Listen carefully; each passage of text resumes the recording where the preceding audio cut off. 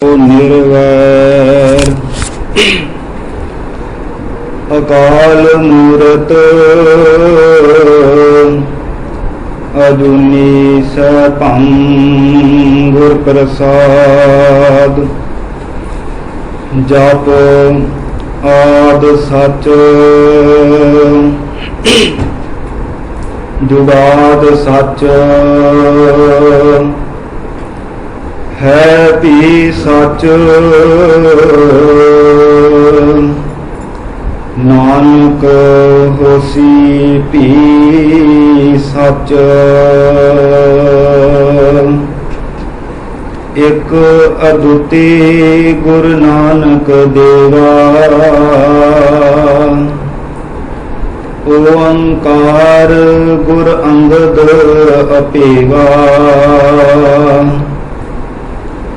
सतनाम गुर अमर प्यारे करता रामदास गुर बारे। पुरख श्री अर्जन सुख दानी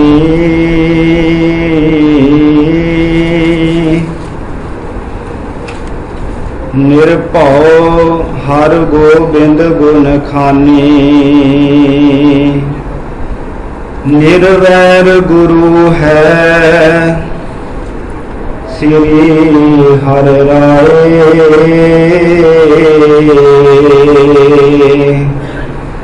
अकाल मूरत हर कृष्ण ध्याए।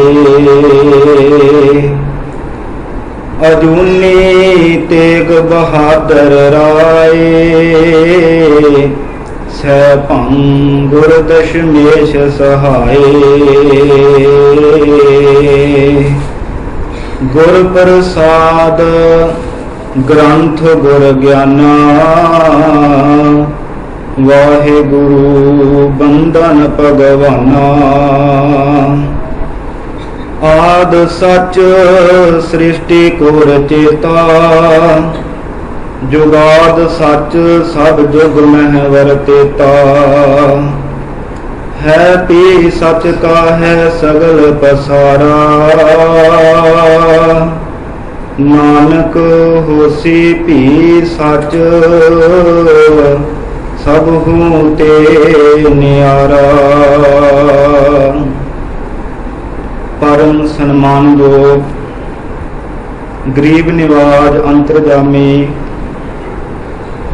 पतित पावन भगत वशल करुणा निदान चवर छत्र तख्त दे मालक खंडा ब्रह्मंडां दे मालक शब्द ब्रह्म सतगुरु धन धन श्री गुरु ग्रंथ साहिब सच्चे पातशाह जी दी मुकद्दस गोद अंदर सुभाएमान सतगुरां दी साजी और निवाजी होई गुरु रूप गुरु खालसा साध संगत जीओ। आप जी अमृत वेले तो गुरु चरण कमलां पास हाजरियां भर के गुरबाणी दा आनंद मान रहे हो। गुरु प्यारियां दी रसना तो आप जियां ने गुरबाणी जी दे कीर्तन कविश्री ਸਿੰਘਾਂ ਦੇ ਪਾਸੋਂ कविश्री वारां सरवण कीतियां हन।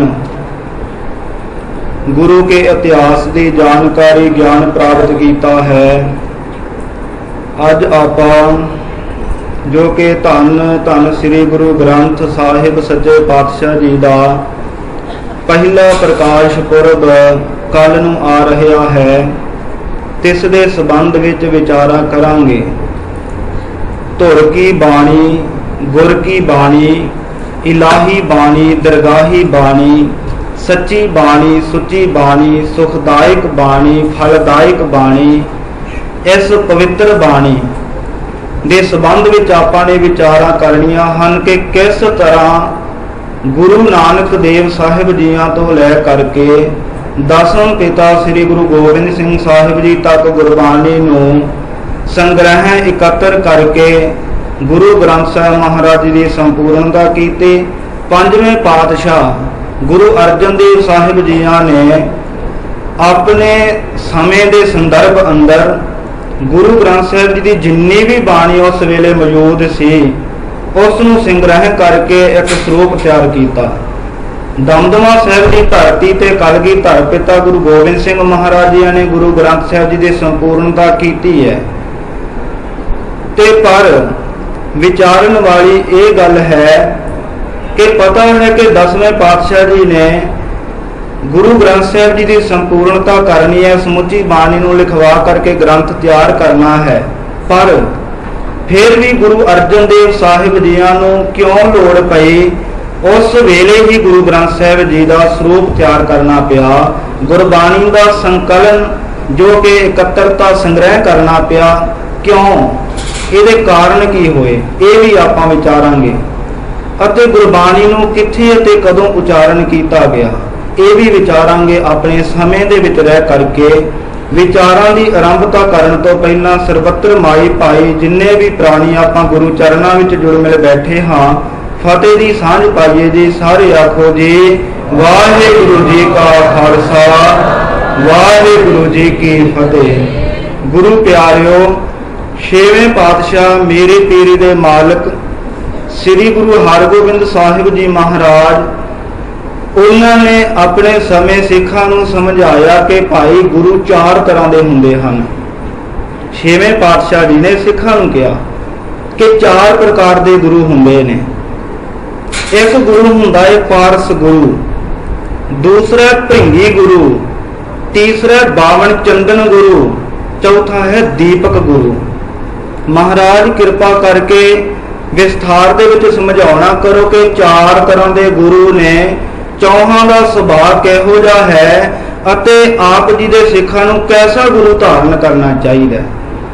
6ਵੇਂ ਪਾਤਸ਼ਾਹ ਮੀਰੀ ਪੀਰੀ ਦੇ ਮਾਲਕ ਜੀਆਂ ਨੇ ਸਮਝਾਇਆ ਕਿ ਭਾਈ ਜਿਹੜਾ ਪਹਿਲਾ ਹੈ ਪਾਰਸ ਗੁਰੂ, ਪਾਰਸ ਗੁਰੂ ਉਸ ਨੂੰ ਕਿਹਾ ਜਾਂਦਾ ਹੈ ਜਿਹੜਾ ਜਿਵੇਂ ਇੱਕ ਪਾਰਸ ਹੁੰਦਾ ਏ 8 ਧਾਤਾਂ ਨੂੰ ਸੋਨਾ ਬਣਾ ਸਕਦਾ। ਸੋਲੇ ਦੇ ਨਾਲ ਸਪਰਸ਼ ਹੋ ਜਾਏ, ਪਰਸ ਹੋ ਜਾਏ, ਜਿਹੜਾ ਲੋਹਾ ਏ ਉਹ ਸੋਨਾ ਬਣ ਜਾਂਦਾ। ਹੋਰ ਵੀ ਧਾਤਾਂ ਹਨ ਜਿਨ੍ਹਾਂ ਨੂੰ ਪਾਰਸ ਸੋਨਾ ਬਣਾ ਦਿੰਦਾ, ਪਰ ਉਹਦੇ ਵਿੱਚ ਇਹ ਤਾਕਤ ਨਹੀਂ ਕਿ ਪਾਰਸ ਕਿਸੇ ਧਾਤ ਨੂੰ ਆਪਣੇ ਵਰਗਾ ਪਾਰਸ ਬਣਾ ਲਵੇ। ਸੋਨਾ ਜ਼ਰੂਰ ਬਣਾ ਦੇਗਾ ਪਰ ਪਾਰਸ ਬਣਾਉਣ ਦੀ ਉਹਦੇ ਕੋਲੇ ਸਮਰੱਥਾ ਨਹੀਂ। ਇਸੇ ਤਰ੍ਹਾਂ ਜਿਹੜਾ ਪਾਰਸ ਗੁਰੂ ਹੁੰਦਾ ਹੈ ਉਹ ਕਿਸੇ ਨੂੰ ਸਿੱਖਿਆ ਦੇ ਕਰਕੇ ਉਹਦੇ ਜੀਵਨ ਨੂੰ ਸੋਹਣਾ ਬਣਾ ਦੇਗਾ, ਪਰ ਉਹ ਆਪਣੀ ਵਰਗੀ ਵਿਲੱਖਣਤਾ ਉਸ ਨੂੰ ਨਹੀਂ ਦੇ ਸਕਦਾ, ਆਪਣਾ ਅਸਲੀ ਸਰੂਪ ਉਸ ਨੂੰ ਨਹੀਂ ਦੇ ਸਕਦਾ। ਦੂਸਰਾ ਭ੍ਰਿੰਗੀ ਗੁਰੂ, ਇਹ ਵੀ ਇੱਕ ਤਰ੍ਹਾਂ ਦਾ ਜੀਵ ਹੈ। ਜਿਸ ਤਰ੍ਹਾਂ ਤਿਤਲੀ ਹੁੰਦੀ ਹੈ ਇਦਾਂ ਦਾ ਇੱਕ ਜੀਵ ਹੈ।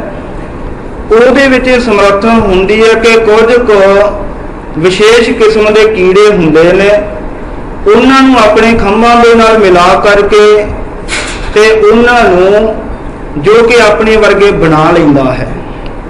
ਭ੍ਰਿੰਗੀ ਗੁਰੂ ਆਪਣੇ ਵਰਗਾ ਸਰੂਪ ਥੋੜਾ ਜਿਹਾ ਦੇ ਦਿੰਦਾ ਪਰ ਮੁਕੰਮਲ ਨਹੀਂ।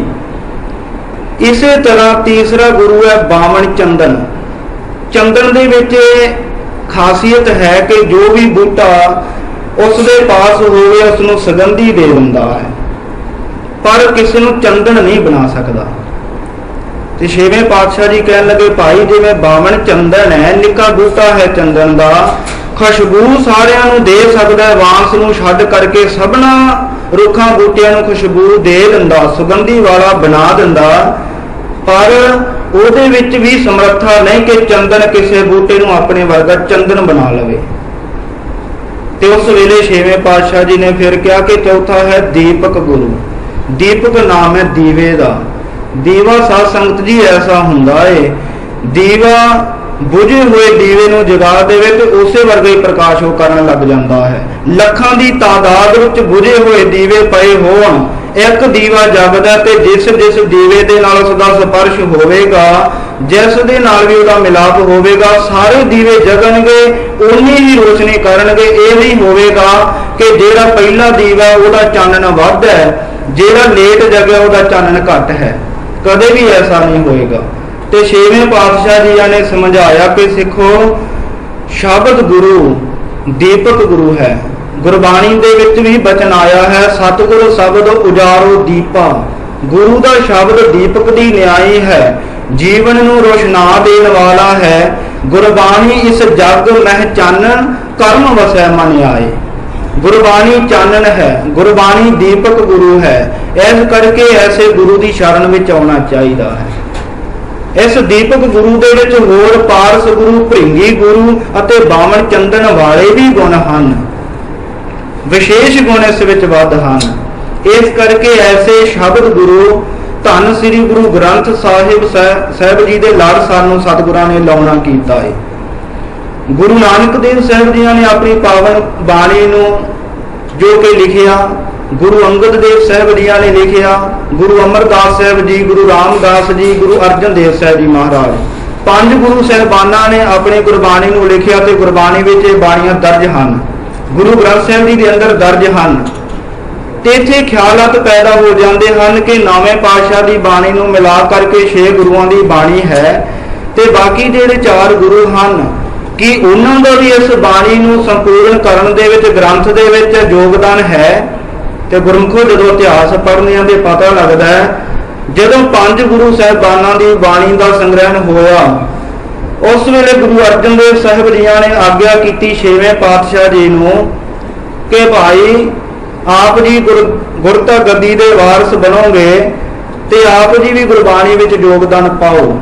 उस वेले 6वें पातशाह जी ने जदों नत्था ते अब्दुल्ला ढाडी सन, गुरु की शरण विच ढाडी वारां गायन करते सन श्री अकाल तख्त साहिब ते, उन्होंने आ करके वारां गाइयां जोड़ियां दियां, सूरबीरां दियां, ਜਿਹੜੀਆਂ ਵਾਰਾਂ ਗਾਈਆਂ ਤੇ ਉਹਨਾਂ ਵਾਰਾਂ ਦੀਆਂ ਧੁਨਾਂ ਗੁਰੂ ਗ੍ਰੰਥ ਸਾਹਿਬ ਜੀ ਦੀਆਂ ਜਿਹੜੀਆਂ 22 ਵਾਰਾਂ ਹਨ, ਇਹਨਾਂ 22 ਵਾਰਾਂ ਦੇ ਵਿੱਚ 9 ਧੁਨੀਆਂ ਗੁਰੂ ਹਰਗੋਬਿੰਦ ਸਾਹਿਬ ਜੀ ਨੇ ਚੜਾਈਆਂ ਨੇ। ਇਹ ਸੇਵਾ 6ਵੇਂ ਪਾਤਸ਼ਾਹ ਨੇ ਕੀਤੀ ਹੈ। ਜੇਕਰ ਆਪਾਂ ਪੁਰਾਤਨ ਸਰੋਤਾਂ ਦਾ ਅਧਿਐਨ ਕਰਾਂਗੇ, ਉਹਨਾਂ ਨੂੰ ਪੜਾਂਗੇ, ਫਿਰ ਇਸ ਗੱਲ ਦਾ ਭਾਈ ਪਤਾ ਲੱਗਦਾ ਹੈ। 6ਵੇਂ ਪਾਤਸ਼ਾਹ ਜੀ ਨੇ 9 ਧੁਨੀਆਂ ਹਨ ਚੜਾਈਆਂ ਹਨ। ਜਿਵੇਂ ਆਸਾ ਕੀ ਵਾਰ ਦੇ आरंभ विच आपां सिरलेख पढ़ते हैं, टुंडे अस राजा की धुनी गावनी। ये सिरलेख 6वें पातशाह ने भाई गुरदास जी नूं कह के लिखवाया सी। जोद है पूर्व बाण है लला बहलीमा की धुनी गावनी। अनेकां जिहड़ियां 9 वारां हन उन्हां दे सिरलेख गुरु 6वें पातशाह जी ने लिखवाए हन। ये योगदान 6वें पातशाह जी ने कीता है। और 7वें पातशाह गुरु हर राय साहब जी ने उन्होंने भी गुरु ग्रंथ साहब जी के संबंध में योगदान पाया। गुरु ग्रंथ साहब महाराज जी की बाणी का बहुत ज़्यादा प्रचार किया, सत्कार करने का ढंग भी सिखाया। इन्ना ज़्यादा सत्कार किया, इन्ना ज़्यादा प्रचार किया कि अपने पुत्र ने भी गुरु ग्रंथ साहब जी की एक पंक्ति को बदल दिता। गुरु हर राय साहब जी के पुत्र सन राम राय दिल्ली पहुंचे सन। औरंगजेब के कोल कुछ विचारां साझियां करने के लिए उत्थे मिट्टी मुसलमान की थां ते बेईमान कह दिता। गुरु हर राय साहब जी को इस गल का पता लग्या, महाराज ने अपना सगा पुत्र भी त्याग दिता सी। कितना वड्डा योगदान है कि गुरबाणी के सत्कार लई, गुरबाणी की निरादरी करने वाले अपने सगे पुत्र नूं भी नहीं बख्शिया। राम राय जिधर तेरा मुंह है चलिया जा, साडे मथे ना लगी। भावें कि राम राय ने 10वें पातशाह जी के कोले आकर के अपनी गलती की मुआफी मंग लई सी, पर राम राय की जिहड़ी औलाद भालके दे चेले सन, इन्हां मुआफी नहीं सी मंगी। राम राय बख्शिया गया सी, राम राय की औलाद नहीं बख्शी गई। अज भी जदों 5 प्यारे सिंह साहबान अमृत छकाउंदे ने उस वेले बदन गए जाते हैं, राम राइयां ते भरोसा नहीं करना। भाल के राम राय बख्शिया गया। राम राय की जिहड़ी औलाद है नहीं बख्शी गई, इसकी औलाद अज भी मौजूद है। कोई होर कहने मुथाज नहीं, सब आप जी जानकार हो। इस तो बाद गुरु हरकृष्ण साहब महाराज जिन्हां ने गुरबाणी नूं जीविया है अते जीवन का ढंग सानू सिखाया है। काबल तो संगतां आईयां, गुरु पातशाह जी के चरणों में दर्शन दीदार किए। गुरु हर राय साहब जी ने बेनती की, एक सिख ने, महाराज बड़ी दूरों चल के आए हैं, बड़ा लंबा समा हो सकता भी ना आया जाए, बड़े रुझेवे होंदे हन, कीमती समय दे विचों समा कढ के करके आउंदे आ, बड़े काम धंधे हुंदे ने, सबबी दर्शन आप जी दे हुंदे ने, हो सकता भी अगां नूं जिहड़ी उम्र है वडेरी हुंदी जा रही है, आया जावे कि ना जाया जावे। महाराज कृपा करके साडी बेनती है। 7वें पातशाह कहन लगे, भाई दसो महाराज बेनती ये है कि आप जी तो अगे जेड़े 8वें गुरु होणगे वो कौन हन, क्योंकि तुहाडे दो पुत्र ने, एक राम राय है, एक हर कृष्ण है। इन्हां दोहां पुत्रां दे विच अगला गुरु किहड़ा होवेगा? ते उस वेले सतगुरु पातशाह जी ने क्या कि भाई ये जिहड़ियां गुप्त विचारां हन ये जाहिर नहीं कीतियां जांदियां। फिर भी जे तुहाडी भावना है ते महाराज ने अपने पासों एक सूई दित्ती ते कहा कि साडे साहिबजादे गुरबाणी पढ़ रहे हैं, जिस पलंग के उपर बैठ करके गुरबाणी पढ़ रहे ने उस पलंग दे विच इस सूई नूं चुभना है। जिस पलंग दे विच सूई चुभ जाएगी, पीढ़े विच सूई चुभ जाएगी, समझ लेना भी वो साडी गद्दी दा वारस होएगा। वो सिख गया, पहला वड्डे पुत्र दे पास गया, राम राय दे पास, सोचा भी वड्डे पुत्र हन यही गद्दी दे वारस बन गए। कोले बैठ करके गुरबाणी सुनी, बड़ी सुरीली आवाज है, बड़ा आनंद तो आ रहा है, पर कुछ समा बैठ करके जदों गुरबाणी सुर के सूई चुभी ते बिल्कुल भी सूई उस पलंग दे विच पीढ़े दे विच नहीं चुभी। मन विच विचार आई, मना वड्डे पुत्र हन, किन्नी शुद्ध बाणी भी पढ़ रहे ने, बड़े विद्वान भी हन, ज्ञाता भी हन, कथा भी कर लेंदे ने, सुरीली आवाज है, मिठी प्यारी धुन दे विच बाणी पढ़ रहे ने, पर इन्हां दे पलंग दे विच बाणी पढ़दियां होया जो सूई नहीं चुभी है गुरु के कहण मुताबिक, इसदा मतलब ये गद्दी दे वारस नहीं हन। ते गुरु हरकृष्ण साहब जी महाराज बालक अवस्था है, वो भी बाणी पढ़ रहे ने एक पासे ते, उथों नमस्कार करके वो सिख इधर आया है। गुरु हरकृष्ण साहब जी के पास बैठ करके गुरबाणी सुनी, गुरबाणी सुनी, ऐसा आनंद आया, कहते समाधि लग गई, कोई चित चेता नहीं रहा। समाधि खुली ते चेता आया कि गुरु साहब जी ने जो कुछ करन नूं कहा सी करके देखिए। जदों कहते उस विच सूई चुभी ते सूई सारी उस पीड़े दे विच धस गई।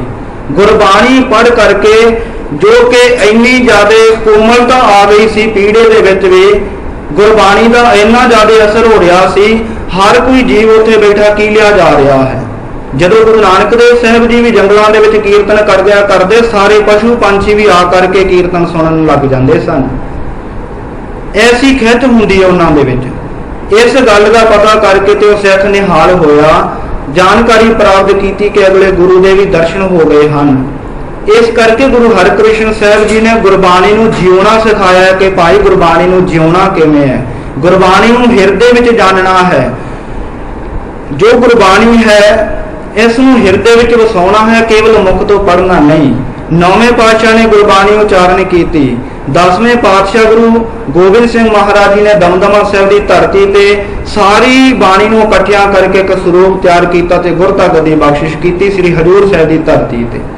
ये 10 पातशाहियां दा ही गुरु ग्रंथ साहब जी की बाणी विच योगदान है। हुण आपां विचार करांगे कि 10वें पातशाह जी ने तो गुरु ग्रंथ साहब जी का स्वरूप तैयार करना ही है, सारी बाणी नूं एकत्र करना ही है, क्योंकि गुरता गद्दी बख्शिश करनी सी। पर गुरु अर्जन देव साहब जी नूं उस समय क्यों लोड़ पै गई कि ग्रंथ तैयार करन दी? पहला ही ਇਹਦੇ साथ संगत जी कारण हैं। जो इतिहास पढ़ीए तो पता लगता है, इतिहास में जेकर आउंदा 3 कारण ने गुरु ग्रंथ साहब जी का स्वरूप तैयार करने का। 3 कारणों करके ग्रंथ साहब तैयार किया गया। जिस ग्रंथ साहब को पहली बार हरमंदर साहब दे विच प्रकाश किया गया, ग्रंथी बाबा बुढ़ा साहब जी लगे। वो 3 कारण ये ने। स्वरूप दास भल्ला जी ने अपनी रचना दे विच जिक्र किया, कहते एक दिवस प्रभ प्रातः काला, भये कृपाल दीन दयाला, जह मन उपजी प्रगट्यो अब पंथ, तह कारण कीजै अब ग्रंथ। कहते एक दिन प्रातः काला का भाव अमृत वेले गुरु अर्जन देव साहब जी बैठे हैं। मन विच एक गल उपजी है, विचार आई कि हुण पंथ जिहड़ा बड़ा विस्तार दे विच चलिया गया है, बहुत वड्डा पंथ हुण फैल गया है, बड़े सिख हैं, श्रद्धालु हैं, बड़ी तादाद विच सिख बनते जा रहे हैं। हुण पंथ भाव के प्रगट हुंदा जा रहा सब थावां ते, देशां विदेशां दे विच। जिह मन उपजी प्रगट्यो अब पंथ, कहते जगत दे विच हुण पंथ प्रगट हो चुका है, तिह कारण कीजै अब ग्रंथ। पंथ नूं चलाउण वास्ते ग्रंथ की लोड़ पैंदी है। पुरातन सनातन जिन्ने भी धर्म हैं सबना कोले अपने अपने ग्रंथ ने, पर उन्होंने गुरु होने का मान सत्कार नहीं मिलिया, उन्होंने इन्ना मान सत्कार नहीं मिलिया। भावें कि ईसाइयों के कोल बाइबल है, मुसलमानों के कोल कुरान है, तो इस तरह हिंदुओं के कोल 27 सिमरतियां, 18 पुराण, 6 शास्त्र ते 4 वेद हैं, पर किसी को भी गुरु होने का मान नहीं मिलिया। केवल तो केवल धन श्री गुरु ग्रंथ साहिब महाराज जी हैं जिन्होंने गुरु होने का मान सत्कार मिलिया, शब्द गुरु बने हैं। महाराज कहन लगे हुण पंथ प्रगट हो चुका है, पंथ नूं चलाउण वास्ते ग्रंथ की लोड़ है, ग्रंथ तो बिना आने वाले समय में कौन सेध दे सकता है। शब्द गुरु नूं जो कि स्थापित करना होवेगा, ये सी पहला कारण। दूसरा कारण इतिहास में जिक्र आउंदा, कहन लगे सतगुर केर शरीर है जो सब थान ना दरसै है। गुरु अर्जन देव साहब जी ने पूछा, महाराज सच्चे पातशाह जी आप जी सानू दर्शन दिओ। कोई संगत कहती सानू दर्शन दिओ, देशों विदेशों तो संगत आउंदी अपने पास बुलाउंदे। महाराज ने फिर एक दिन वचन किया, सतगुर केर शरीर है जो, भाई जो सतगुरां दा शरीर है इको वारी सब थावां ते दर्शन नहीं दे सकता। इस करके गुरु ग्रंथ साहिब महाराज जी का स्वरूप तैयार किया जाए, फिर इसका उलत्था किया जाए, भाव के होर कापियां तैयार कीतियां जान, होर गुरु ग्रंथ साहिब महाराज जी की लिखवाई होवे, होर ग्रंथ तैयार होण ते देशों विदेशों के विच भी इको समय इको थां ते सब दर्शन कर सकते हैं। एक शरीर बहुतियां थावां ते नहीं जा सकता, पर ग्रंथ तैयार कर दिता कि ग्रंथ देशों विदेशों के विच भी पहुंच सकता है। ते जे किते ग्रंथ की महाराज संपादना ना करते तो अज की होना सी, इंडिया वालियां ने कहना सी साडा गुरु आए। हुण भी उत्थे यही हाल आ, नामधारी जिहड़े हन उन्होंने अपना 15वां 16वां पता नहीं किनवां गुरु बना धरिया होया। होर भी बड़े हैं वो परंपरा चलाई बैठे हैं कि 10वें पातशाह तो बाद ये गद्दी चलती आ रही है। जे किते ग्रंथ ना हुंदा अमेरिका वालियां ने कहना सी साडा गुरु आए, कनेडा वालियां ने अपना गुरु होर बना लेना सी, जर्मन वालियां ने होर। इस करके महाराज सच्चे पातशाह जी ने गुरु ग्रंथ साहिब महाराज जी की संपादना की। दूसरा कारण। तीसरा कारण यह होया कि उस वेले मेहरबान पुत्र पृथ्वी का कविशरी करे। यह भी इतिहास में जिक्र आता, कहते मेहरबान जिहड़ा पृथ्वी का पुत्र सी वो कविशरियां करन लग पिया सी। उस वेले मेहरबान पुत्र पृथ्वी का कविशरी करे, फारसी हिंदी गुरमुखी अते संस्कृति पढ़े, तिन दी बाणी बहुत बनाई, भोग गुरु नानक जी का पाई।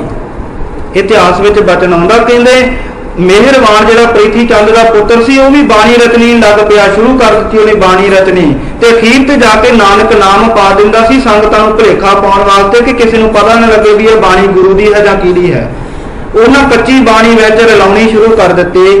उस कच्ची बाणी तो सच्ची बाणी नूं अलग करन वास्ते गुरु अर्जन देव साहिब जी ने ਸਰੂਪ की संस्थापना की, संकलन किया, सारी बाणी नूं भाव के संग्रह किया, एकत्र किया। ये 3 कारण ने मेन। गुरबाणी नूं कित्थे अते कदों उच्चारण किया, सारी बाणी दे बारे तो नहीं कहा जा सकता, क्योंकि बहुते जिहड़े स्रोत हैं बहुते इतिहास दे विच मिलदे ने, पुरातन इतिहास विच पढ़िया कुछ जिहड़ियां बाणियां हैं, कुछ शब्द ने, उन्होंने जो आप पढ़ते हैं उन्होंने उठानक जिन्ना चिर संगत नूं ना सुनाई जाए उन्होंने अर्थ नहीं हो सकते।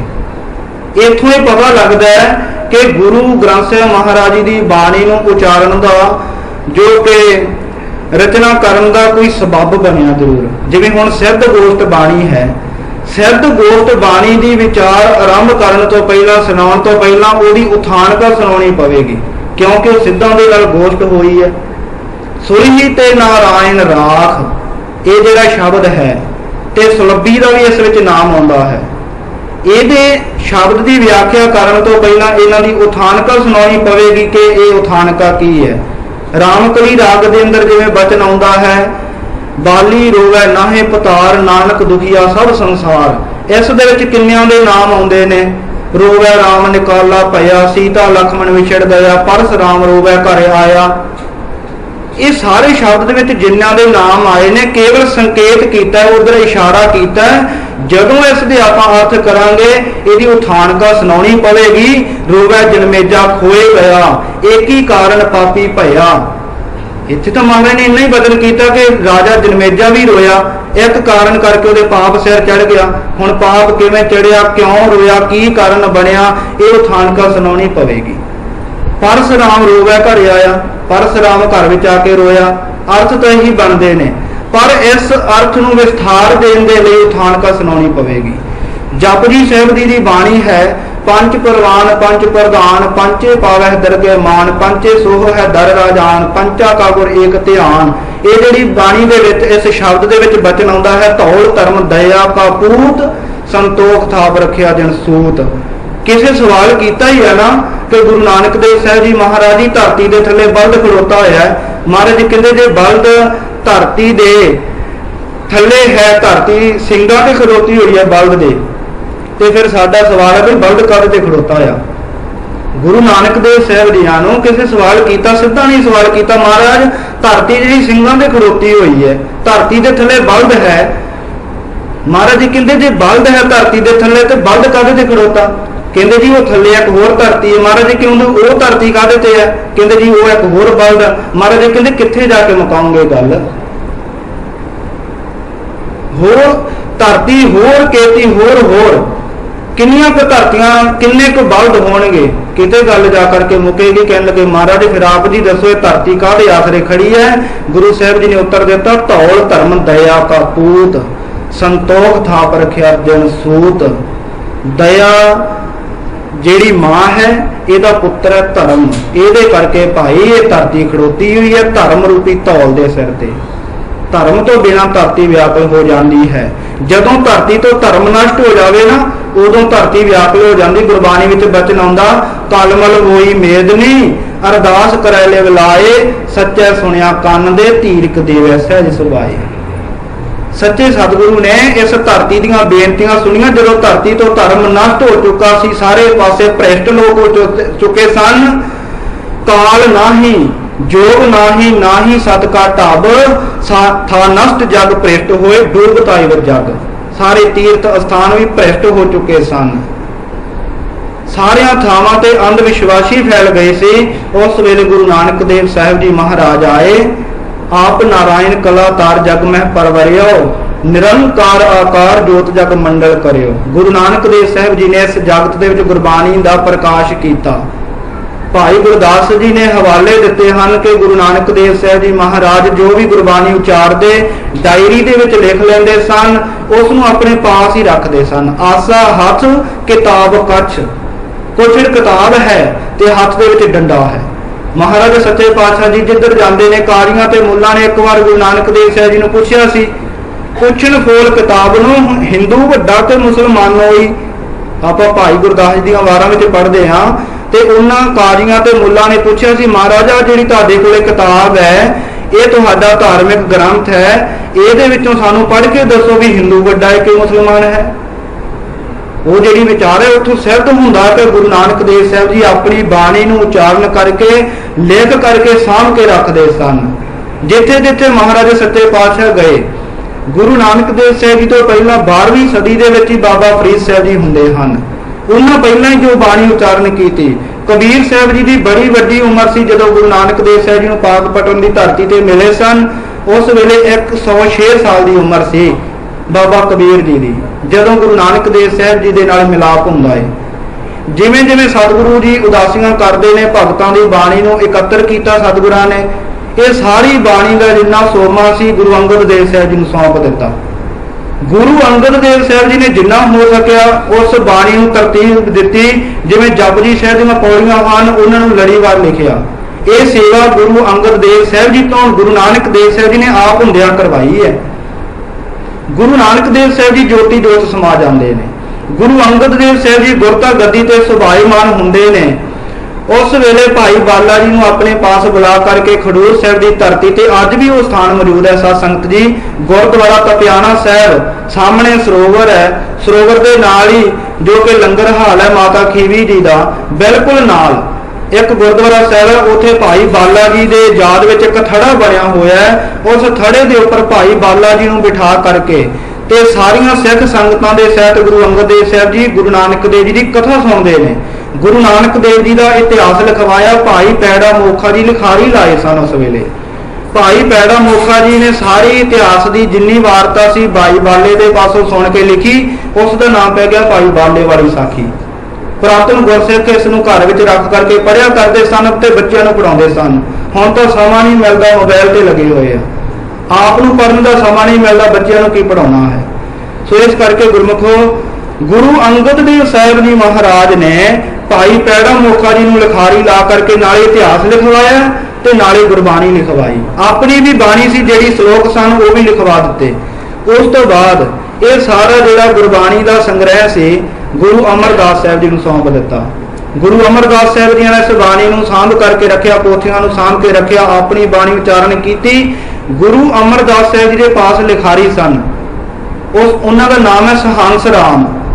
गुरु अमरदास साहब जी के पुत्र बाबा मोहन जी, उन्होंने पुत्र सहंस राम, भाव के गुरु अमरदास साहब जी के पोतरे हैं सहंस राम, उन्होंने पासों गुरबाणी लिखवाई, गुरबाणी दी पोथियां तैयार कर दित्तियां। गुरु रामदास सच्चे पातशाह जी ने गुरबाणी लिखवाई ते बाबा मोहन जी उस समय मोहरी सन, उस वेले बड़ी बंदगी करते सन, सिमरन भजन वाले सन। उन्होंने सारी जिहड़ी बाणी दी पोथियां सन वो अपने पास रख लईयां, अपने पास रख लईयां। ते गुरु रामदास सच्चे पातशाह जी दे शरण विच नहीं गए। गुरबाणी में जिक्र आउंदा ना, रामकली साधनों पढ़िया मोहरी पुत सन्मुख होया, रामदास पैरी पाए जियो। बाबा मोहरी जी गुरु अमरदास साहब जी के पुत्र गुरु रामदास जी की पैरी पै गए सन, चरनी पै गए सन, बाबा मोहन जी नहीं पए। उन्होंने सारिया पोथियां रख लईयां। इत्थे साडे इतिहासकारां ने, प्रचारकां ने एक टपला खादा भुलेखा खा लिया जी, बाबा मोहन जी के पास पोथियां नहीं सन। कहते गुरु साहबाना ने आप ही गुरु रामदास जी ने गुरु अर्जन देव जी ने दित्तियां। नहीं भाई, जे आप कह दईए इदां नहीं होया तो फिर धीर मल तो गुरु गोबिंद सिंह महाराज जी ने स्वरूप क्यों मंगवाया कि नौवें पातशाह गुरु गोबिंद सिंह जी को खजाना नहीं दे के गए? की ईर्खा करते सन। जे गुरु 10वें पातशाह वेले धीर मल पोथियां सांभ सकदा तो गुरु अमरदास साहब जी वेले बाबा मोहन क्यों नहीं सांभ सकता? सारिया पोथियां गुरबाणी दी उन्होंने कोल सांभियां ते जदों वेखिया गुरु अमरदास साहब जी के वेले ही कई कच्ची बाणी उचारन लग पे। आनंद साहब की बाणी इस गल की गवाही दिंदी है। आप जो पढ़ते हैं सतगुरु बिना होर कच्ची है बाणी, बाणी तो कच्ची सतगुरु बाझो होर कच्ची बाणी, कहते कच्चे सुनते कच्चे कच्ची आख वखाणी। महाराज सच्चे पातशाह कहते गुरसिखो आवो सिख सतगुरु के प्यारे हो, गावो सच्ची बाणी, बाणी तो गावो गुरु के ही बाणिया सिर बाणी। ये जिहड़ी बाणी बाणियां दी श्रोमणी बाणी है, सच्ची बाणी है, तुरकी बाणी है, इलाही दरगाही बाणी है। इस नूं गौणा करो, कच्ची बाणी तो बच के रहो। दोवें पौड़ियां इकट्ठियां सतगुरु साहब जी ने एक थां ते रखियां ने। सच्ची बाणी दे नाल जुड़न दी हदायत कीती है, कच्ची बाणी तो पासे होण दी गल कही है। उस वेले कच्ची बाणी जोड़न वाले सिख सन जिहड़े ईर्खा करते सन गुरु घर दे नाल, उन्हां कच्ची बाणी रचनी शुरू कर दित्ती। ये परंपरा चलदी आई ते जदों गुरु रामदास साहब जी के पुत्र बाबा प्रीति चंद वड्डे सन ते छोटे उदू महादेव जी, उस तो छोटे गुरु अर्जन देव साहब जी महाराज। वड्डे पुत्र प्रीति चंद ने बड़ी ईर्खा की। इन्हां दा अगे पुत्र पैदा होया मेहरबान। मेहरबान भी एडा चतुर चलाक, बड़ी विद्या पढ़ रहा सी, गुरमुखी का ध्यान कर रहा सी। उन्होंने पता सी गुरु ग्रंथ साहब जी दे विच जिहड़ी बाणी लिखी जानी है गुरमुखी है, क्यों ना असीं भी अपना ग्रंथ तैयार कर लईए। उन्हें अपनी बाणी रचनी शुरू कर दी, अपन कवितावां बना करके कविशरियां गाउंदा रहा तो गुरु नानक देव जी का नाम विच पा दिता। साध संगत जी इस गल नूं जदों वेखिया गुरु अर्जन देव साहब जी ने, महाराज ने फिर भाई गुरदास जी नूं होरनां गुरसिखां नूं पास बुलाया तो महाराज जी कहंदे आपां गुरबाणी जिन्नी भी गुरु की सच्ची बाणी है, भगतां दी जिन्नी बाणी है, इहनूं इकट्ठियां करके एक सरूप तैयार करिए कि इहदे विच कोई रला ना पा सके। क्योंकि गुरु नूं तो पता है सच्ची बाणी केड़ी है। हुण भाई गुरदास जी भी समझ सकते हैं क्योंकि वो विद्वान ने।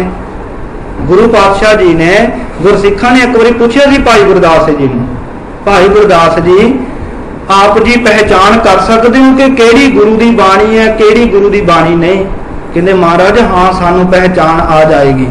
तो उस वेले उदाहरण भी दी भाई गुरदास जी ने। भाई गुरदास जी कहते वेखो महाराज जिवें कि इस्त्री है, उसके सामने अनेक मर्द खड़े ने, अनेक पुरुष खड़ोते हुए ने, ਤੇ ਉਹਨਾਂ ਦੇ ਵਿੱਚੋਂ ਕੋਈ ਵੀ ਬੋਲੇਗਾ ਤੇ ਪਤਨੀ ਆਪਣੇ ਪਤੀ ਦੀ ਆਵਾਜ਼ ਪਹਿਚਾਣ ਲਵੇਗੀ, ਭਾਵੇਂ ਲੱਖਾਂ ਦੀ ਤਾਦਾਦ ਵਿੱਚ ਹੋਵੇ। ਪਤਨੀ ਆਪਣੇ ਪਤੀ ਦੀ ਆਵਾਜ਼ ਪਹਿਚਾਣ ਲੈਂਦੀ ਹੈ ਵੀ ਆਹ ਆਵਾਜ਼ ਦੇਣ ਵਾਲਾ ਇਹ ਮੇਰਾ ਪਤੀ ਹੈ, ਇਹ ਮੇਰੇ ਪਤੀ ਦੀ ਆਵਾਜ਼ ਹੈ। ਸੁਹਾਗਣ ਇਸਤਰੀ ਆਪਣੇ ਪਤੀ ਦੀ ਆਵਾਜ਼ ਪਹਿਚਾਣ ਕੇ ਉਸ ਨੂੰ ਪਹਿਚਾਣ ਲੈਂਦੀ ਹੈ। ਇਸੇ ਤਰ੍ਹਾਂ ਮਹਾਰਾਜ ਸੱਚੇ ਪਾਤਸ਼ਾਹ ਜੋ ਆਪ ਜੀ ਦੀ ਬਾਣੀ ਹੈ, ਜਦੋਂ ਬੋਲੀ ਜਾਂਦੀ ਹੈ, ਪੜ੍ਹੀ ਜਾਂਦੀ ਹੈ, ਕੰਨਾਂ ਵਿੱਚ ਸੁਣੀ ਜਾਂਦੀ ਹੈ, ਸਾਨੂੰ ਪਤਾ ਲੱਗ ਜਾਂਦਾ ਹੈ ਸੱਚੀ ਬਾਣੀ ਹੈ, ਕਿਉਂਕਿ ਆਨੰਦ ਹੀ ਵੱਖਰਾ ਹੈ। ਸੋ ਗੁਰਮੁਖੋ, ਇਸ ਕਰਕੇ ਭਾਈ ਗੁਰਦਾਸ ਜੀ ਨੂੰ ਕਹਿ ਕਰਕੇ ਸਤਿਗੁਰੂ ਜੀ ਨੇ ਬਾਣੀ ਇਕੱਠੀ ਕਰਨ ਵਾਸਤੇ ਕਿਹਾ। ਮਹਾਰਾਜ ਜੀ ਕਹਿੰਦੇ ਬਾਬਾ ਮੋਹਨ ਜੀ ਪਾਸ ਪੋਥੀਆਂ ਹਨ, ਉਹਨਾਂ ਤੋਂ ਲੈ ਕਰਕੇ ਆਈਏ। ਭਾਈ ਗੁਰਦਾਸ ਜੀ ਗਏ ਤੇ ਬਾਬਾ ਮੋਹਨ ਜੀਆਂ ਨੇ ਪੋਥੀਆਂ ਨਹੀਂ ਦਿੱਤੀਆਂ। ਬਾਬਾ ਬੁੱਢਾ ਸਾਹਿਬ ਜੀਆਂ ਨੂੰ ਵੀ ਕੋਈ ਜਵਾਬ ਨਹੀਂ ਦਿੱਤਾ, ਮਨਾ ਨਹੀਂ ਕੀਤਾ, ਬਲਕਿ ਸਮਾਧੀ ਵਿੱਚ ਹੀ ਲੀਨ ਰਹੇ, ਕਿਸੇ ਦਾ ਜਵਾਬ ਨਹੀਂ ਦਿੱਤਾ। ਗੁਰੂ ਅਰਜਨ ਦੇਵ ਸਾਹਿਬ ਜੀ ਖੁਦ ਗਏ, ਆਪ ਚੱਲ ਕਰਕੇ ਮਹਾਰਾਜ ਸੱਚੇ ਪਾਤਸ਼ਾਹ ਜੀ ਨੇ ਬਾਬਾ ਮੋਹਨ ਜੀ ਨੂੰ ਬੜੇ ਸਤਿਕਾਰ ਦੇ ਨਾਲ ਉਹਨਾਂ ਦੀ ਉਪਮਾ ਵਡਿਆਈ ਕੀਤੀ ਔਰ ਉਹਨਾਂ ਦੇ ਪਾਸੋਂ ਪੋਥੀਆਂ ਸਾਹਿਬ ਪ੍ਰਾਪਤ ਕੀਤੀਆਂ। ਇੱਕ ਪੀੜਾ ਸਾਹਿਬ ਦੇ ਵਿੱਚ ਪੋਥੀਆਂ ਨੂੰ ਇਕੱਠਿਆਂ ਕਰਕੇ ਉਸੇ ਵੇਲੇ ਸਤਿਗੁਰੂ ਪਾਤਸ਼ਾਹ ਜੀ ਨੇ ਚੌਰ ਸਾਹਿਬ ਕਰਵਾਈ। ਆਪ ਚੌਰ ਸਾਹਿਬ ਕਰਦੇ ਨੇ। ਪਾਲਕੀ ਸਾਹਿਬ ਨੂੰ ਬਾਬਾ ਬੁੱਢਾ ਸਾਹਿਬ ਜੀ ਤੇ ਹੋਰਨਾਂ ਗੁਰਸਿੱਖਾਂ ਨੇ ਚੁੱਕਿਆ ਹੋਇਆ ਹੈ। ਸਤਿਗੁਰੂ ਸਾਹਿਬ ਜੀ ਆਪ ਚੌਰ ਕਰਦੇ ਆਏ। ਖਡੂਰ ਸਾਹਿਬ ਤੋਂ ਗੋਇੰਦਵਾਲ ਸਾਹਿਬ ਤੋਂ, ਖਿਮਾ ਕਰਨਾ, ਗੋਇੰਦਵਾਲ ਸਾਹਿਬ ਤੋਂ ਬਾਬਾ ਮੋਹਨ ਜੀ ਦੇ ਘਰੋਂ ਪੋਥੀਆਂ ਸਾਹਿਬ ਨੂੰ ਪਾਲਕੀ ਸਾਹਿਬ ਤੇ ਵਿਰਾਜਮਾਨ ਕਰਕੇ ਅਦਬ ਸਤਿਕਾਰ ਸਹਿਤ ਨੰਗੇ ਚਰਨੀ, ਕਿਸੇ ਨੇ ਵੀ ਜੋੜਾ ਨਹੀਂ ਸੀ ਪਾਇਆ, ਨੰਗੇ ਚਰਨੀ ਗੋਇੰਦਵਾਲ ਸਾਹਿਬ ਤੋਂ ਅੰਮ੍ਰਿਤਸਰ ਸਾਹਿਬ ਤੱਕ ਗਏ। ਉੱਥੇ ਵੀ ਯਾਦਗਾਰ ਸਥਾਨ ਬਣਿਆ ਹੋਇਆ। ਕਦੇ ਆਪ ਜੀ ਨੇ ਖਿਆਲ ਕੀਤਾ ਹੋਵੇਗਾ, ਜਦੋਂ ਆਪਾਂ ਲੰਗਰ ਸਾਹਿਬ ਵਾਲੀ ਥਾਂ ਤੋਂ ਹਰਮੰਦਰ ਸਾਹਿਬ ਦੇ ਅੰਦਰ ਪ੍ਰਵੇਸ਼ ਕਰਦੇ ਆ, ਪੌੜੀਆਂ ਉਤਰਦੇ ਆ, ਦੁੱਖ ਭੰਜਣੀ ਬੇਰੀ ਦੇ ਨਾਲ ਬਿਲਕੁਲ ਸਰੋਵਰ ਦੇ ਅੰਦਰ ਵਾਲ ਨੂੰ ਇੱਕ ਥੜਾ ਬਣਿਆ ਹੋਇਆ ਹੈ। ਉੱਥੇ ਥੋੜਾ ਜਿਹਾ ਵਿਹੜਾ ਵੀ ਹੈ ਤੇ ਵਿੱਚ ਪਾਲਕੀ ਸਾਹਿਬ ਬਣੀ ਹੋਈ ਹੈ। ਉਸ ਥੜੇ ਦਾ ਨਾਮ ਹੈ 860 ਘਾਟ। ਜਿਹੜਾ ਹਰਮੰਦਰ ਸਾਹਿਬ ਦੇ ਅੰਦਰ ਵੀ ਪਿਛਲੀ ਸਾਈਡ ਇੱਕ ਥੜਾ ਹੈ, ਉਹਨੂੰ ਹਰ ਕੀ ਪੌੜੀ ਕਿਹਾ ਜਾਂਦਾ। ਇਹ ਦੁੱਖ ਭੰਜਣੀ ਬੇਰੀ ਦੇ ਨਾਲ ਬਿਲਕੁਲ ਥੜਾ ਹੈ, ਉਸ ਦਾ ਨਾਮ ਹੈ ਸ੍ਰੀ 860 ਘਾਟ ਸਾਹਿਬ। ਇਹ ਉਹ ਯਾਦਗਾਰ ਹੈ ਜਦੋਂ ਗੋਇੰਦਵਾਲ ਸਾਹਿਬ ਤੋਂ ਮਹਾਰਾਜ ਪੋਥੀ ਸਾਹਿਬ ਲੈ ਕੇ ਗਏ, ਉਸ ਥਾਂ ਤੇ ਬਿਰਾਜਮਾਨ ਕੀਤੀਆਂ। ਸਾਰੀ ਰਾਤ ਉੱਥੇ ਪੋਥੀਆਂ ਪਈਆਂ ਰਹੀਆਂ ਤੇ ਬਾਬਾ ਬੁੱਢਾ ਸਾਹਿਬ ਜੀ ਸਾਰੀ ਰਾਤ ਚੌਰ ਸਾਹਿਬ ਕਰਦੇ ਰਹੇ।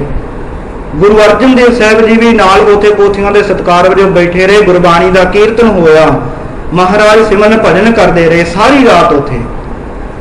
ਇੰਨਾ ਸਤਿਕਾਰ ਗੁਰਬਾਣੀ ਦਾ ਕਰਿਆ ਕਰਦੇ ਸਨ। ਗੁਰਮੁਖੋ, ਇਸ ਸਾਖੀ ਤੋਂ ਸਾਨੂੰ ਵੀ ਸਿੱਖਿਆ ਲੈਣੀ ਚਾਹੀਦੀ ਹੈ ਕਿ ਗੁਰੂ ਅਰਜਨ ਦੇਵ ਸਾਹਿਬ ਜੀ ਕਿੰਨਾ ਸਤਿਕਾਰ ਕਰਿਆ ਕਰਦੇ ਸਨ ਗੁਰਬਾਣੀ ਦਾ। ਅੱਜ ਬਹੁਤ ਥਾਵੀਂ ਸਿੱਖ ਨੇ, ਪਿੰਡਾਂ ਨਗਰਾਂ ਦੇ ਵਿੱਚ ਵੇਖਿਆ ਜਾਂਦਾ, ਗਰਮੀ ਦੀ ਰੁੱਤ ਹੋਵੇ, ਕਹਿੰਦੇ ਜੀ ਪੈਰ ਮੱਚਦੇ ਆ, ਪੈਰਾਂ 'ਚ ਜੋੜਾ ਪਾ ਕੇ ਗੁਰੂ ਗ੍ਰੰਥ ਸਾਹਿਬ ਜੀ ਦਾ ਸਰੂਪ ਘਰ ਲੈ ਕੇ ਜਾਣਾ ਹੈ। ਠੰਡ ਹੋਵੇ, ਕਹਿੰਦੇ ਜੀ ਪੈਰਾਂ ਨੂੰ ਠੰਡ ਲੱਗਦੀ ਹੈ, ਠੰਡੇ ਥਾਂ ਤੁਰਿਆ ਨਹੀਂ ਜਾਂਦਾ, ਪੈਰਾਂ 'ਚ ਜੋੜਾ ਪਾ ਕੇ ਜਾਣਾ। ਬੜੇ ਥਾਵਾਂ ਤੇ ਜੋੜੇ ਪਾ ਕਰਕੇ ਗੁਰੂ ਗ੍ਰੰਥ ਸਾਹਿਬ ਜੀ ਦੇ ਸਰੂਪ ਲਿਜਾਏ ਜਾਂਦੇ ਨੇ, ਜਿਹੜੀ ਘੋਰ ਬੇਅਦਬੀ ਹੈ। ਤੇ ਦੂਸਰੀ ਗੱਲ ਜੁਰਾਬਾਂ ਦੀ, ਜਦੋਂ ਵੀ ਗੁਰੂ ਗ੍ਰੰਥ ਸਾਹਿਬ ਜੀ ਦੀ ਹਜ਼ੂਰੀ ਵਿੱਚ ਸਿੱਖ ਆਉਂਦਾ, ਕਦੇ ਵੀ ਜੁਰਾਬਾਂ ਨਹੀਂ ਪਾਉਣੀਆਂ ਚਾਹੀਦੀਆਂ। ਇਹਦੇ ਨਾਲ ਵੀ ਗੁਰੂ ਗ੍ਰੰਥ ਸਾਹਿਬ ਜੀ ਦੀ ਬੇਅਦਬੀ ਹੈ, ਨਿਰਾਦਰੀ ਹੈ, ਕਿਉਂਕਿ ਜੋੜੇ ਦਾ ਦੂਜਾ ਰੂਪ ਹਨ ਜੁਰਾਬਾਂ। ਨਹੀਂ ਪਾਉਣੀਆਂ ਚਾਹੀਦੀਆਂ। ਗੁਰੂ ਕੀ ਮਰਿਆਦਾ ਹੈ ਕਿ ਜਦੋਂ ਗੁਰੂ ਚਰਨਾਂ ਵਿੱਚ ਆਉਣਾ, ਪੈਰ ਧੋ ਕੇ, ਹੱਥ ਧੋ ਕੇ, 5 ਇਸ਼ਨਾਨਾਂ ਕਰਕੇ ਬੜੇ ਸਤਿਕਾਰ ਦੇ ਨਾਲ, ਪਵਿੱਤਰਤਾ ਦੇ ਨਾਲ ਆਉਣਾ ਚਾਹੀਦਾ। ਇਹ ਨਾ ਹੋਵੇ ਕਿ ਸੰਗਤ ਵਿੱਚ ਬੈਠਿਆਂ ਜੁਰਾਬਾਂ ਦੀ ਬਦਬੂ ਆਉਂਦੀ ਹੋਵੇ। ਇਹ ਬਿਲਕੁਲ ਵੀ ਸ਼ਰਮ ਨਹੀਂ ਕਰਨੀ ਚਾਹੀਦੀ ਕਿ ਅਸੀਂ ਜੁਰਾਬਾਂ ਲਾਵਾਂਗੇ ਜੀ। ਨਾਲੇ ਸੰਗਤ ਦੇ ਸਮਝਣ ਵਾਸਤੇ ਬਾਹਰ ਪ੍ਰਬੰਧਕਾਂ ਵੱਲੋਂ ਬੋਰਡ ਵੀ ਲਗਾਏ ਜਾਂਦੇ ਨੇ। ਹਰੇਕ ਐਤਵਾਰ ਸੰਗਤਾਂ ਨੂੰ ਬੇਨਤੀ ਕੀਤੀ ਜਾਂਦੀ ਵੀ ਜੋੜੇ ਸਹੀ ਥਾਂ ਤੇ ਲਾਵੋ। ਗੁਰਮੁਖੋ, ਨਾਲੇ ਬੋਰਡ ਲੱਗਿਆ ਹੋਇਆ, ਸਾਰਿਆਂ ਨੂੰ ਪੜ੍ਹਨਾ ਵੀ ਆਉਂਦਾ ਹੈ। ਅੰਗਰੇਜ਼ੀ ਦੇ ਵਿੱਚ, ਗੁਰਮੁਖੀ ਦੇ ਵਿੱਚ ਸਭ ਭਾਸ਼ਾਵਾਂ 'ਚ ਲਿਖਿਆ ਹੋਇਆ ਵੀ ਜੋੜੇ ਇਸ ਸਾਈਡ ਲਾਓ, ਜੁਰਾਬਾਂ ਉਤਾਰ ਕੇ ਪੈਰ ਧੋ ਕੇ ਅੰਦਰ ਜਾਓ। ਫਿਰ ਵੀ ਪਤਾ ਨਹੀਂ, ਅਸੀਂ ਪੜ੍ਹਦੇ ਨਹੀਂ ਆ। ਕਦੇ ਕੋਈ ਬੱਸਾਂ ਚੱਲਦੀਆਂ ਨੇ, ਨੰਬਰ ਵੇਖ ਕੇ ਹੀ ਚੜ੍ਹਨੇ ਆ, ਕੋਈ ਐਵੇਂ ਥੋੜ੍ਹਾ ਚੜ੍ਹ ਜਾਂਦਾ। ਬੱਸਾਂ ਦੇ ਨੰਬਰ ਅਸੀਂ ਪੜ੍ਹ ਲੈਂਦੇ ਆ। ਕਿਸੇ ਦੇ ਘਰ ਜਾਣਾ ਹੋਵੇ ਜਾਂ ਕਿਸੇ ਦਫ਼ਤਰ 'ਚ ਜਾਣਾ ਹੋਵੇ, ਉੱਥੋਂ ਦੀ ਹਦਾਇਤ ਜਿਹੜੀ ਲਿਖੀ ਆ ਪੜ੍ਹ ਲੈਂਦੇ ਆ। ਪਰ ਜਦੋਂ ਗੁਰਦੁਆਰਾ ਸਾਹਿਬ ਆਉਂਦੇ, ਉੱਥੇ ਬੋਰਡ ਲੱਗਾ, ਸਾਨੂੰ ਸਮਝਣਾ ਚਾਹੀਦਾ, ਪੜ੍ਹਨਾ ਚਾਹੀਦਾ ਹੈ। ਪਾਤਸ਼ਾਹ ਦੇ ਚਰਨਾਂ ਵਿੱਚ ਚੱਲੇ ਆ, ਜੋ ਇੱਥੋਂ ਦੇ ਨਿਯਮ ਨੇ ਇਹਨਾਂ ਨੂੰ ਪਾਲੀਏ। ਪੜ੍ਹਨਾ ਚਾਹੀਦਾ ਨਾ ਸਾਨੂੰ। ਅਸੀਂ ਹੋਰ ਥਾਵਾਂ ਤੇ ਦੇਖੋ, ਟ੍ਰੇਨ ਚੜ੍ਹਨਾ, ਉੱਥੇ ਵੀ ਨਕਸ਼ਾ ਪਹਿਲਾਂ ਪੜ੍ਹਦੇ ਆ ਵੀ ਮੈਂ ਕਿਹੜੇ ਜਾ ਕਰਕੇ ਸਟੇਸ਼ਨ ਤੇ ਉਤਰਨਾ ਆ। ਐਵੇਂ ਥੋੜ੍ਹੇ ਮੂੰਹ ਚੱਕ ਕੇ ਵਿੱਚ ਬਹਿ ਜਾਂਦੇ ਆ। इस करके जो गुरु के दरबार च आना सामने बोर्ड नूं पढ़िए भी की लिखा है। जे लिखा है जुराबां उतारो, फिर इस बेनती नूं मन करके जुराबां भी उतार देनियां चाहिदियां ने। ऐसी निमरता वाली गल एक बारी गुरु दसवें पातशाह जी के पवित्र स्थान पटना साहिब की धरती से संत करतार सिंह जी कथा कर रहे सन। साध संगत जी, इंडिया के भारत के राष्ट्रपति उस वेले ज्ञानी जैल सिंह आ गए दर्शन करन। संत जी कथा कर रहे सन, उदों ही ज्ञानी जैल सिंह जिहड़ा उस समय का राष्ट्रपति से जदों महाराज के दर्शन करन आया, दरबार साहिब के अंदर दाखिल होया, उन्हें पैरों 'च जराबां पाईयां सन। संत करतार सिंह जी उस वेले रुक गए, कथा कर रहे सन। चुप करके ज्ञानी जैल सिंह जी वाल देखिया तो उदों ही कह दिता, ज्ञानी जैल सिंघा, तेरे नाम दे अगे ज्ञानी लगदा है ते तैनूं पता नहीं कि गुरु ग्रंथ साहिब महाराज जी की हजूरी च जराबां नहीं पा के आई दियां। उन्हें गुस्सा नहीं किया, उदों ही वापस परत गया। वापस गया, अपनियां जुराबां बाहर उतार के पैर धो के फिर नमस्कार की, परिक्रमा की, संगत में बैठा सारी कथा सुनी। समाप्ति हुई। समाप्ति होने तो बाद उहदा एक पीए सी, जिहड़ा पीए सी हुंदा ही है, दूजिਆਂ ਨੂੰ शंका भी जुराबां भी तो कपड़ा ही ने, फिर की हो गया जे अंदर लै गए। उन्होंने संतां नूं सवाल कर दिता, कहन लगे, संत जी तुसीं जुराबां, ज्ञानी जैल सिंह ने जुराबां पाईयां, तुसीं 15 मिनट तवा ही ला छड्डिया जुराबां ते। संत जी कहन लगे, भाई गुरु की मर्यादा है। कहन लगे, जी वेखो आपां कपड़े पाउने आ, सिर ते भी कपड़ा बन्निया, शरीर ते कपड़े पाए ने, जुराबां भी तो कपड़ा ही ने, फिर की गुनाह हो गया जे अंदर ले आंदियां। संत जी कहन लगे, जे जुराबां भी कपड़ा ने ते इहदे नाल मूँह भी पूंझ लिया करो। ये जवाब दिता सी संतां ने, कहंदे जे जुराबां भी कपड़ा ने, मूँह पूंझ लिया करो इहदे नाल। कपड़े कपड़े दे विच फर्क है। साध संगत जी, सिर वाला कपड़ा पैरों 'च डिग पए, आपां कहने इहदी इज्जत रुल गई है तो कपड़ा ही है। दस्तार पैरों में डिग पवे, इज्जत रुलण की निशानी है। पैरों वाले कपड़े नूं सिर ते नहीं रखा जाता, ये बेइज्जती की निशानी है। इस करके जुराबां गुरु की हजूरी में नहीं पाउणियां चाहिदियां। सो इस करके गुरबाणी का इन्ना सत्कार सतगुरु जी खुद आप करते रहे। दूसरी गल जी बेअदबी वाली, सब तो अज जी जो गुरु ग्रंथ साहिब जी की हजूरी च पाई मोबाइल फोन नहीं चलाने चाहिए, गल नहीं करनी चाहिए। बेनती है, एक बारी पता की होया, गुरु ग्रंथ साहिब जी की हजूरी में कथा हो रही सी, कोई सिंह कथा कर रहा तो एक सामने प्राणी बैठा, बिल्कुल सामने उन्होंने फोन आ गया। चलो कई बार कोई रिंग बंद करने का चेता भुल जाए, वक्री गल है। रिंग वज गई, उन्होंने कट देना चाहिए, गल नहीं करनी चाहिए। तो उन्हें कटिया भी नहीं, तो गल भी पता किदां कीती। कथा हो रही है, संगत एकाग्रता के नाल सुन रही है, फोन चुक के कहने लगा, बाद चलाई मैं बड़ी कसूती जगह पर बैठा हुआ। हद हो गई। गुरु की हजूरी नूं कहना मैं बड़ी कसूती जगह पर बैठा हाँ, थोड़े टाइम फोन लाई। हद हो गई। जे कसूती जगह है तो सही थां किहड़ी है। गुरमुखो इस करके गुरु की हजूरी में ऐसी निरादरी नहीं गुरु की करनी चाहिए। गुरु साहब जी इन्ना सत्कार करया करते सन। थोड़ा समय अपने पास विचार अगे आरंभ करिए। सतगुरु जी ने गुरुद्वारा हरमंदर साहब तैयार किया, गुरु ग्रंथ साहिब जी के प्रकाश लई हरमंदर साहब 8-7 घाट वाले थां ते कोठियां बराजमान कीतियां। अगला दिन होया रमणीक थां लभी गई गुरुद्वारा रामसर साहब, जिथे अज सुशोभित है बाबा दीप सिंह जी के शहीदां वाले स्थान के नाल बिल्कुल उत्थे छोटी जी ढाब से, उत्थे एक बेरी है। उस बेरी के हेठां बैठ करके सतगुरु जी ने सुखमनी साहिब की बाणी उचारण की। उत्थे महाराज सच्चे पातशाह जी ने सारी गुरबाणी दीयां पोथियां लिया करके भाई गुरदास जी नूं लिखारी लाया ते सारी गुरबाणी नूं तरतीबवार लिखिया, नाले अंक भी लिख दिते, किन्ने शब्द ने उन्हां दी गिनती लिखी कि कोई इहदे विच रला ना पा सके, रला ना पा सके। तरतीबवार सारियां बाणियां नूं लिखिया, गुरु साहिबानां दीयां बाणियां, फिर भगतां दी बाणी, भट्टां दी बाणी, गुरसिखां दी बाणी, बड़ी तरतीब दे नाल, बड़ी विचार दे नाल सतगुरु जी ने गुरु ग्रंथ साहिब जी दा सरूप तैयार कीता।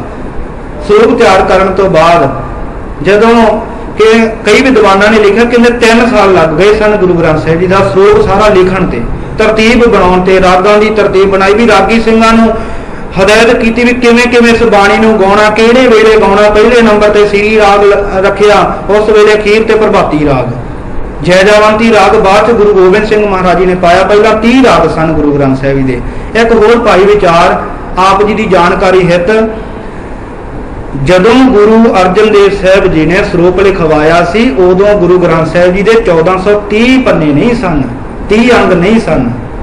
उस वेले 900 74 ਪੰਨੇ जो कि पत्रे सन। पन्ने दो होंदे ने, एक पत्रे दे 2 पन्ने होंदे ने। उदों 1430 नहीं सन। उस तो बाद भी अज भी तुसी कदे हरमंदर साहिब जाओ ना, गुरु ग्रंथ साहिब जी का प्रकाश हुंदा, जेड़ा भी गुरु ग्रंथ साहिब जी का प्रकाश है वो जो 1430 अंगां वाला नहीं है। हुण कोई भुलेखा खावेगा भी ਇਹਦਾ मतलब बाणी ਵੱਧ घट है, नहीं भाई, बाणी उन्नी ही है। गुरबाणी नूं लिखण वास्ते जिहड़ी स्पेस है वो वध घट है, शब्द उन्ने ही ने, पूरे ही ने, पर उन्होंने जिवें निक्के अखर लिखे जाण गुरमुखी दे ਉਹਦੇ ਲਈ फिर थोड़े अंग लगणगे, जे वड्डे अखर लिखांगे वो बाणी दे वध अंग ने। गुरु ग्रंथ साहिब जी दे अज भी 7-8 स्वरूप ने। ज्ञानी मल सिंह जी ने अपनी पोथी विच कथा प्रमाण सागर च लिखिया है, वो कहते जिन्ने भी स्वरूप ने सारिਆਂ ਦੇ पन्ने, सारिਆਂ ਦੇ अंग ਇੱਕੋ ਜਿਹੇ नहीं ਹਨ। किसी का 2100 अंग है, किसी का 1500 है, किसी का 700 ही है, किसी का 1100 है। इस करके आप हैरान भी हो जाते जो हरमंदर साहब तो हुक्मनामा साहब आउंदा, कदे आसा राग चो आ जाता, वडहांस राग तो हुक्मनामा साहब आउंदा। इस करके भाई ये तो 1430 अंग उस वेले जो प्रैस के राही छपवाई होनी शुरू हुई उदों ये रखे गए ने भी 1430 अंग हैं। नाले गुरबाणी नूं किसी विशेष बाणी नूं लभना है तो सौखा है। ਇਹਦੀਆਂ ਹਾਨੀਆਂ ਵੀ ਹੋਈਆਂ ਨੇ। ਜਦੋਂ ਪ੍ਰੈਸ ਦੇ ਰਾਹੀਂ 1965 ਦੇ ਵਿੱਚ ਛਾਪੇ ਦੇ ਰਾਹੀਂ ਗੁਰੂ ਗ੍ਰੰਥ ਸਾਹਿਬ ਜੀ ਦਾ ਸਰੂਪ ਲਿਖਾਉਣਾ ਸ਼ੁਰੂ ਕੀਤਾ ਗਿਆ, ਇਹਦੀਆਂ ਹਾਨੀਆਂ ਵੀ ਸਾਧ ਸੰਗਤ ਜੀ ਹੋਈਆਂ। ਹਾਨੀਆਂ ਇਹ ਹੋਈਆਂ 1965 ਤੋਂ ਪਹਿਲਾਂ ਗੁਰੂ ਗ੍ਰੰਥ ਸਾਹਿਬ ਜੀ ਦੇ ਸਾਰੇ ਸਰੂਪ ਲੜੀਵਾਰ ਹੁੰਦੇ ਸਨ। ਲੜੀਵਾਰ ਸਰੂਪ ਤੋਂ ਬਾਣੀ ਪੜ੍ਹਨ ਦੇ ਲਈ ਸੰਥਿਆ ਹੋਣੀ ਬੜੀ ਜ਼ਰੂਰੀ ਹੈ। ਜੇ ਕੋਈ ਸੰਥਿਆ करे तो बिना पढ़ेगा वो गुरु ग्रंथ साहिब जी का पाठ संगत में नहीं कर सकता। उंज भावें कह दे मैं लड़ीवार पाठ कर सकना, नहीं पढ़ सकेगा। लड़ीवार स्वरूप तो बाणी पढ़ने लई संथ्या लैनी अत्यंत जरूरी है। भावें किसी को कहो ना संथ्या लै, वो आप ही कहेगा बाबा जी मैनूं बाणी सिखा दो, तो पढ़नी नहीं आउंदी है। महाराज सच्चे पातशाह ने लड़ीवार तां ही लिखे सन अखर। 1965 तो बाद ये कहंदे जी सौखा हो जाए संगत की सहूलत वास्ते पादछेद कर दिओ। पादछेद की गई, अज हर कोई पाठी है। जिन्हें 8 पढ़ लिया वो कहता जी मैं पाठी हाँ, मैनूं बाणी पढ़नी आउंदी है। गुरबाणी के बहुते जिहड़े ऐसे लफ्ज हैं बिना संथ्या तो पढ़िया भाई वो गलत हो जाते हैं। गुरबाणी की यह भी निरादरी है। 10वें पातशाह जी एक बार सिख बाणी पढ़ रहा सी, दखणी ओंकार बचन आया, करते की मित करता जाना कै जाना गुरसूरा। उन्हें कै की थां ते के पढ़ दिता। जिवें अज भी संथ्या तो बिना जपजी साहिब दे विच गावे को तान, गावे को विद्या विखम विचार, गावे को दात जाने निशान, वावे दियां जेड़ियां दुलावां हन वो खाई जांदे ने। गावे दी थां ते गावे, रह दी थां ते रहे, कहया दी थां ते कहा, इदां दे जेड़े अखर हन छड्ड दिते जांदे ने संथ्या तो बिना। ये भी गुरु की निरादरी है, गुरु की बेअदबी है। ते कलगीधर पिता जी ने उस सिंह नूं गुस्से दे विच बचन कीते सन कि भाई तू गुरबाणी जो अशुद्ध पढ़दा साडे अंग तोड़ रहा है। उन्हें बेनती की महाराज सानू बाणी पढ़नी नहीं आउंदी, किरपा करके संथ्या कराओ। महाराज कहते जंगा युद्धां तो वेले हो करके संथ्या करावांगे। दमदमा साहिब की धरती ते 48 सिंहां नूं संथ्या करवाई, गुरबाणी दे अर्थ पढ़ाए सन। गुरबाणी शुद्ध पढ़नी चाहिए है, गुरबाणी का सत्कार करना चाहिए। गुरु हरराय साहिब जी क्या करते सन, जिन पे अदब न बाणी धारा जानो सो सिख नहीं हमारा। साडा वो सिख ही नहीं जिहड़ा गुरबाणी का अदब नहीं करता, गुरबाणी का जो सत्कार नहीं करता है। गुरबाणी का सत्कार, गुरबाणी नूं शुद्ध पढ़ना अत्यंत जरूरी है। आप विचार कर रहे सन कि गुरु ग्रंथ साहिब जी पहले लड़ीवार होंदे सन ते अंग भी वध घट होंदे सन, 1430 अंग नहीं सन।